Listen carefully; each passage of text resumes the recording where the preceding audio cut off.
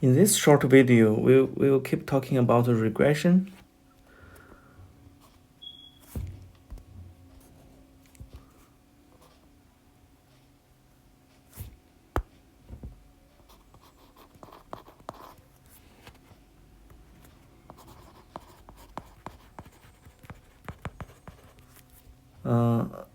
We're gonna talk about multinomial regression and more logistic regression and weighted regression. And we're also gonna introduce two machine learning tools. One is called Newton's method for optimization.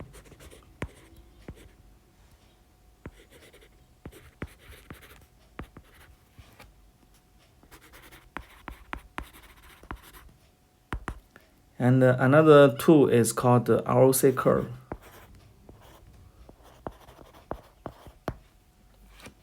Okay, so first we talk about multinomial regression. Multinomial regression.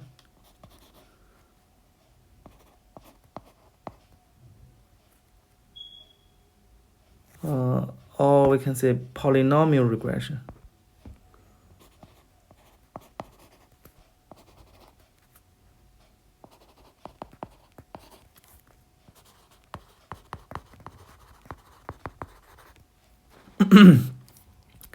So the question here is,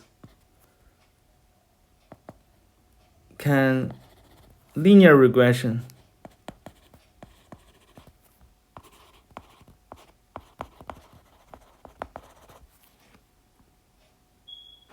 capture, or can we say fit the nonlinear data?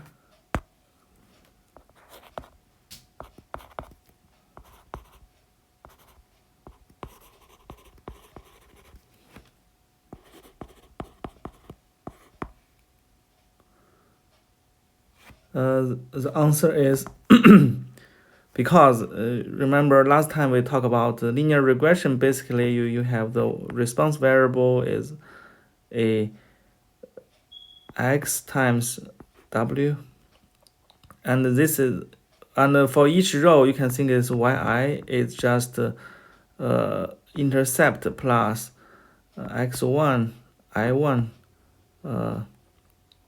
w1 xid wd. So since all the functions are linear, so if we only have one variable, suppose we only have one features in the data, since this is just a line, right? It's just a line. How can we introduce linear regression to model the nonlinear feature? Can linear regression do this job? Okay, the answer is actually yes. Okay. So actually the linear regression means the linear in the parameter space. Okay. For example,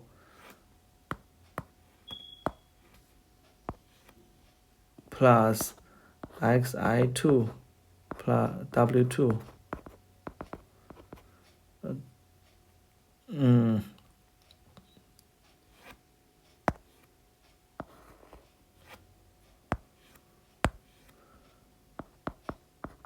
xid wd. Okay, so linear actually means the linear in these parameters. Okay, means linear in w. Okay, it's not linear in features, so therefore we can replace linear regression linear model can capture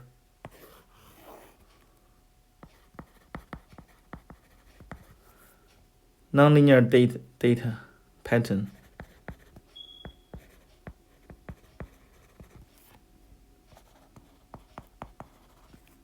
in data.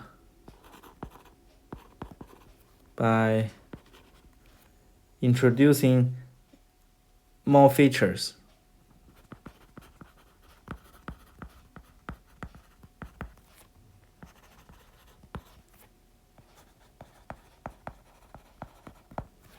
Okay. For example, we can replace each feature vector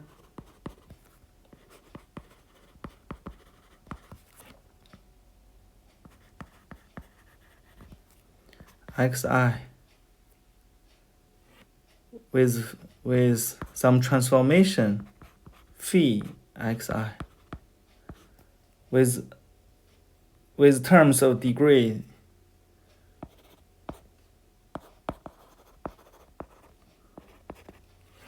polynomial degree.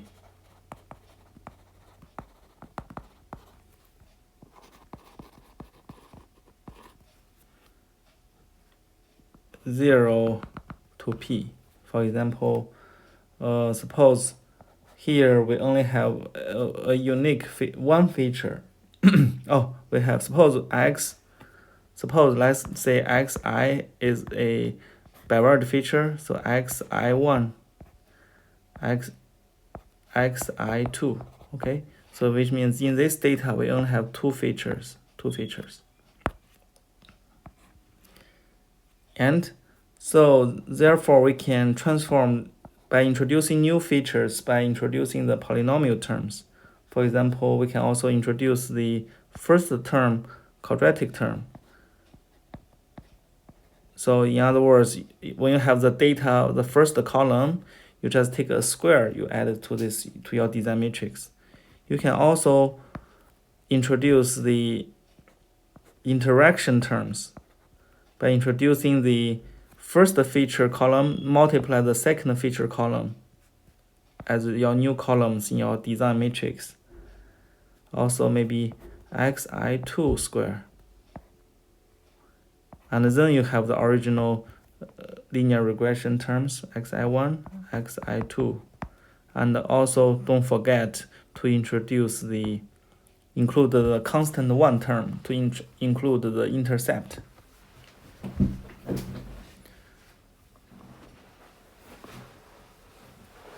So this basis covers all the polynomials with quadratic terms. Okay.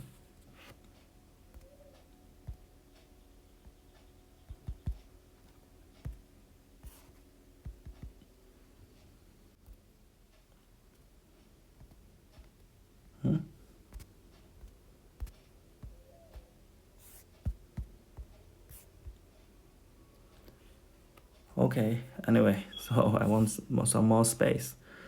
For example, so this not only works we can use the similar tricks for the linear regression and also the logistic regression. Okay, it's similar like what we did in the QDA and LDA. We can introduce even the LDA gives us the simplest LDA give us a linear decision boundary, but if we introduce more features, we can have the nonlinear decision boundary too. Okay, so this is the same as what we did in the posterior decision boundaries in the quadratic discriminant analysis. But when you're introducing more features, for sure your model has more flexibilities to fit the data, but you want to be careful about there is one issue. We kept hearing this issue is called overfit.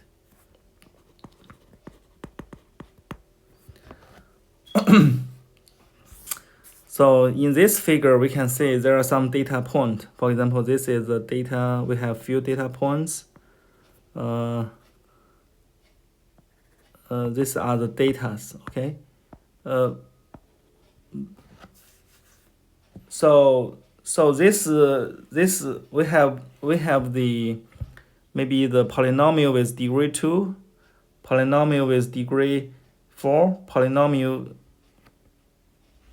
polynomial is degree 2, polynomial degree 4, polynomial degree 6, polynomial degree 8. As we can see, the more we give the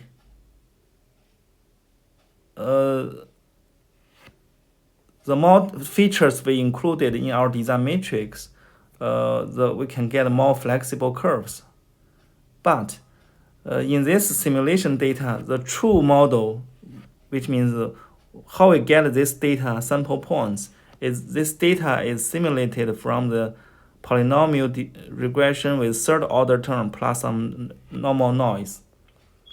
So and then if you introduce polynomial form, maybe it's okay, yes. And if you increase to polynomial features with polynomial 8 power, it can cross every point. So this means so the degree 4 curve fits the true curve well, while the degree 2 is the red curve. Degree 2 underfits a little bit of data. Okay, so this underfits. This red line underfits, which means it doesn't have enough model flexibility to capture this nonlinear pattern. While the degree 6 and degree 8 overfits the noise. So if you increase the more features, it start to cross every data point. Is that a good thing? No, that's not good, because this is an issue called overfitting. Overfit. So this means so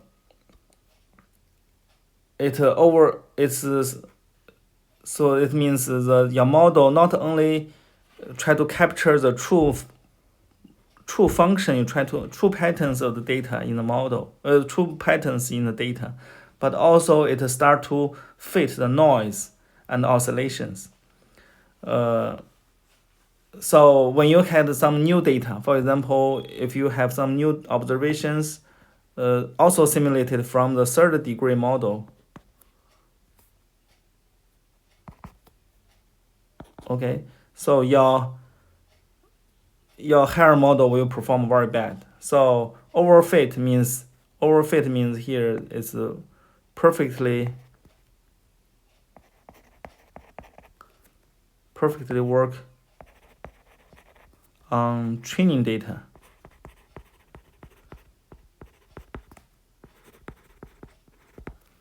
but bad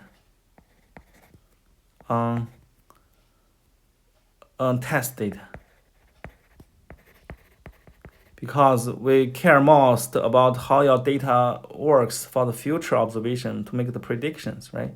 So you do not only want to your model works perfectly on test training data, but works poorly on the testing data. So that's one example. Okay, so here is an extreme case. A degree of the 20 degree polynomial curve shows that how this insane high degree polynomial oscillation can get. So it goes to even above the edge of the graph.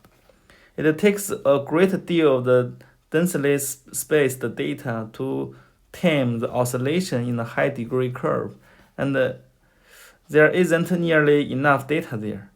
So this is an extreme of overfitting.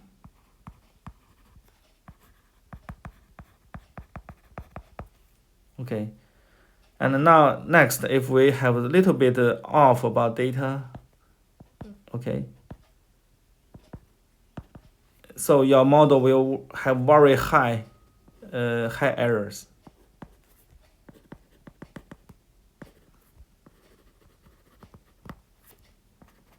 Test data.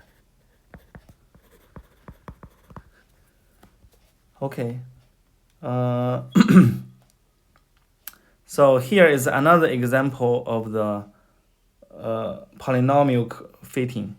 So So this plot shows the degree 4 curve. Degree 4 curve.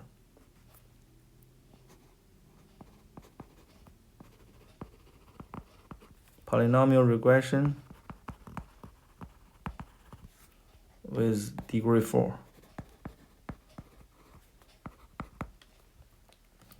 Fit the US census population number.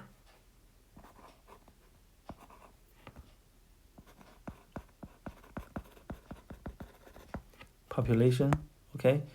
So the curve doesn't oscillate. So here we only use the data up to the year maybe in 1990s. Okay, but it seems your data works. So you can think this is the training data.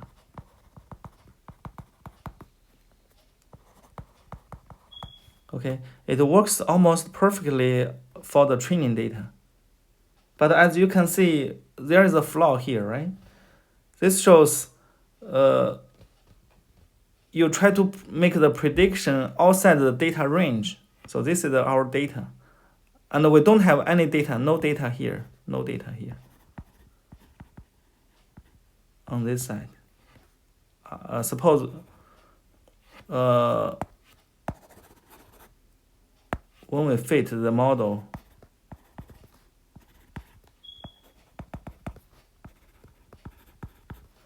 we don't have data after 1990s.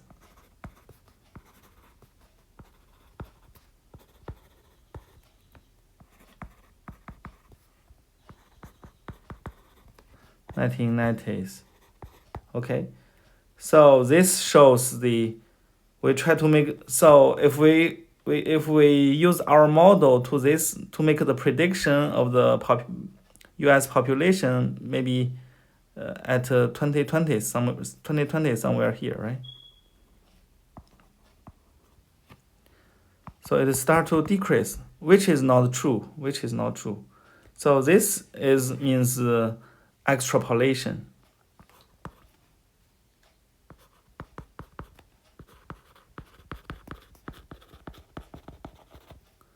Which means you try to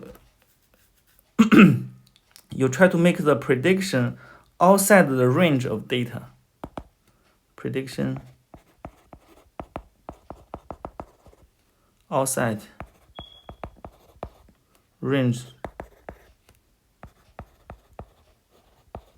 of data. Okay, so as a general rule, extrapolation is much harder than interpolation.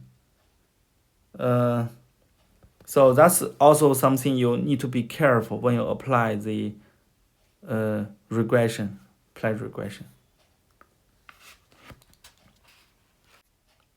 Okay, here is another example.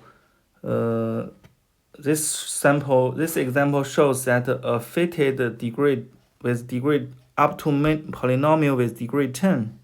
So this green curve shows the polynomial with degree 10. But here we have more data. We have the big data set for the training. We have the 10,000 data points.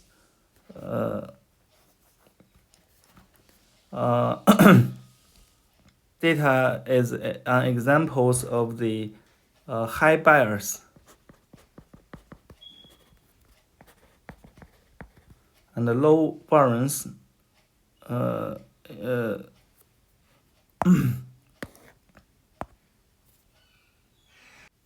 So as we can see, even so, if we have a lot of data, so this overfitting can be,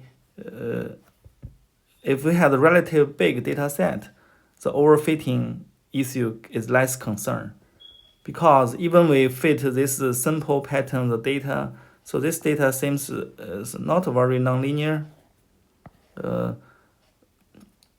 but we have the huge data set. Then even we have the very flexible model with polynomial degree 10 can be tamed by using a very large amount of the training data. Even the training data is noise. The training data was generated from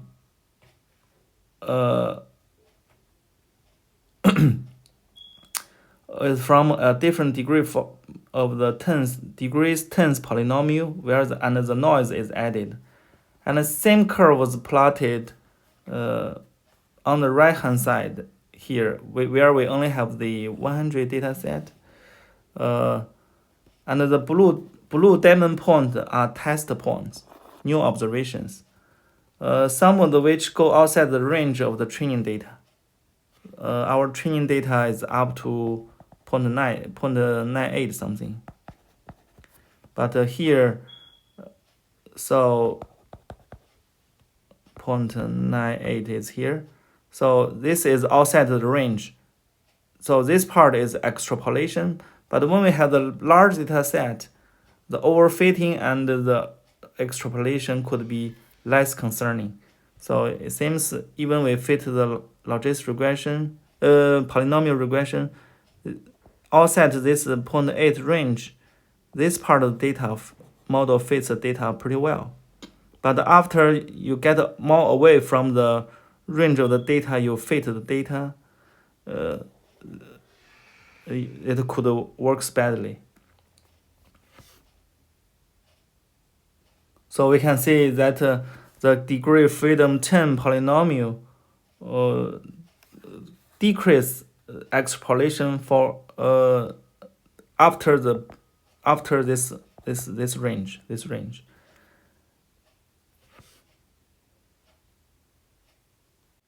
Okay, so that's something.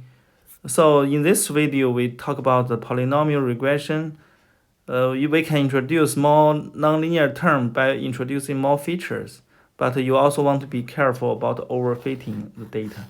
And then in later lectures, we're gonna talk about how do we get a sense of the overfitting. We use the cross validations. We divide the training data set into the training and the validation set, so that we can capture and then we can use the cross-validation errors to tell if the model is overfitting or not overfitting. Okay, we will come back to this issue. And also, when you apply the regression, it will be difficult to apply your model for the extrapolation. So you need to be very careful when you apply the extrapolation. Okay. So next regression is about the weighted least square regression.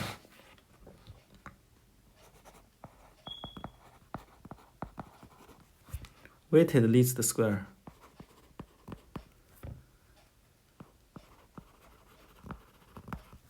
Regression. So weighted least square regression, again, for the regression function, we pick the linear regression.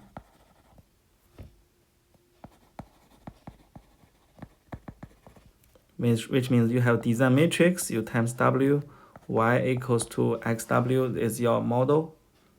So we pick the first model plus the square loss function.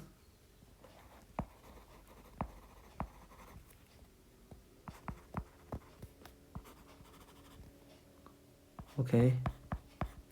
And plus the cost function C. So let's recall what's the cost function we introduced last time. Cost function C. So not only so our cost function is a loss function, but we give a weight for each observation. We give weight for each observation. So the cost function here is the GW equals to the summation loss y hat yi, but you give a weight for each data point.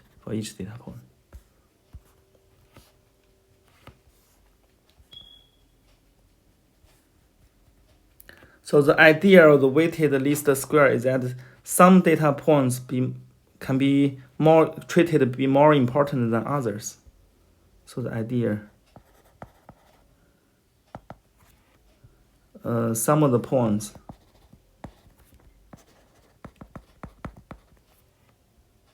might be treated.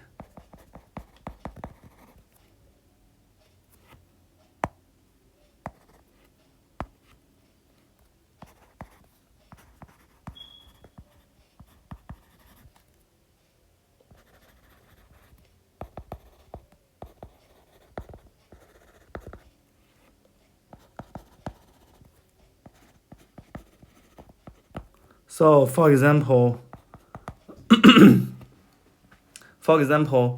we have the windstorm data.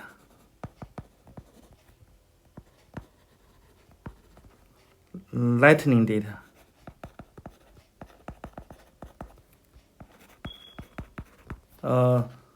We have, for this data set, most of the time there's no lightning, no windstorm, right?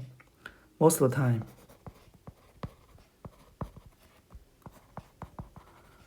And the location, most of the time, and the location, there are no lightnings.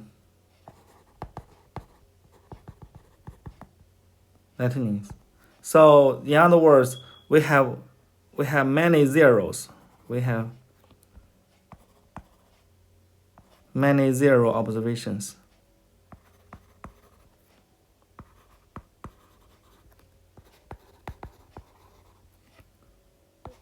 in observation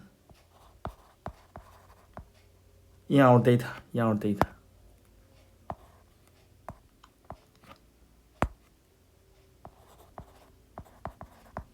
So if that's the case, if you treat zero equally weighted as other non-zero observations, your model will perform poorly. So therefore, probably you want to give a lot of the weight for the zero observations when you fit the regression. So that's one example where we use the weighted least square regression. And here we need to assign each sample point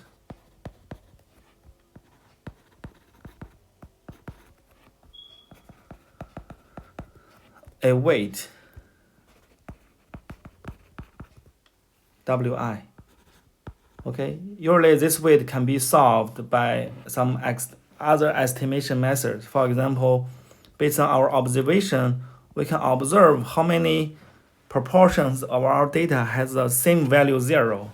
That probability can be used as a weight, So, but once you get that, when you apply the weighted least square, you should have that weight ready to use. So this is given to you. So if you want to apply the weighted least square methods, you should treat this as a known number, but could be estimated from other methods.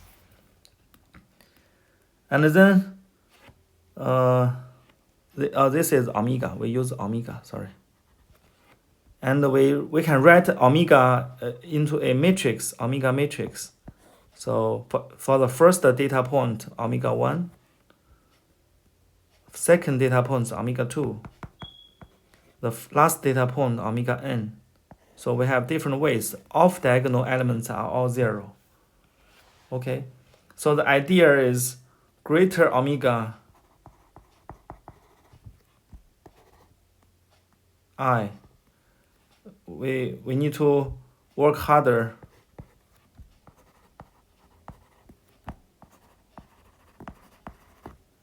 to minimize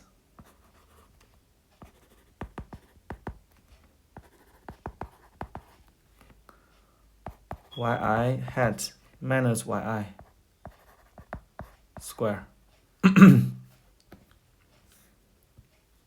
Okay. And recall we apply this loss function, this cost function, right? So the idea is just we want to find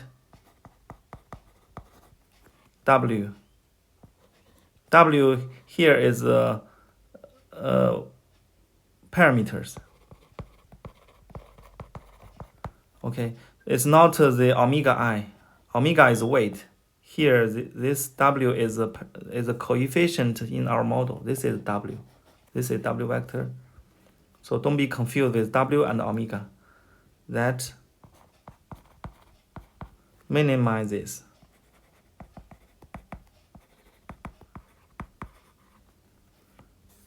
the loss. The loss is written by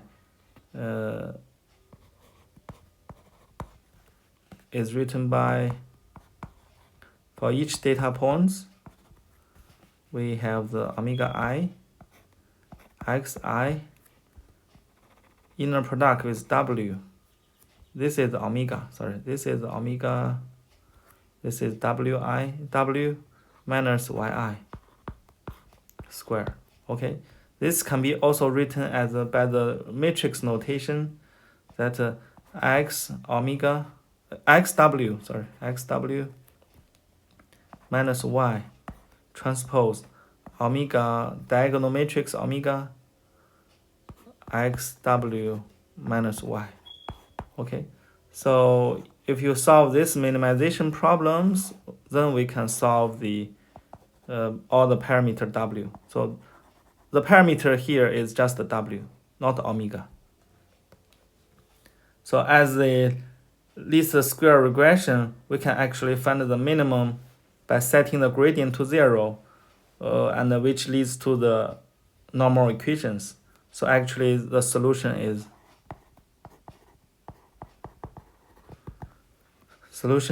x transform omega x w equals to x transform omega y. Okay, if this matrix is invertible, then w can be written as x transform omega x, take the inverse, x transpose omega y. So that is a solution for the weighted least square method. Okay, so the idea is very similar, but we give different weights for each observation. Okay, let's continue in next video.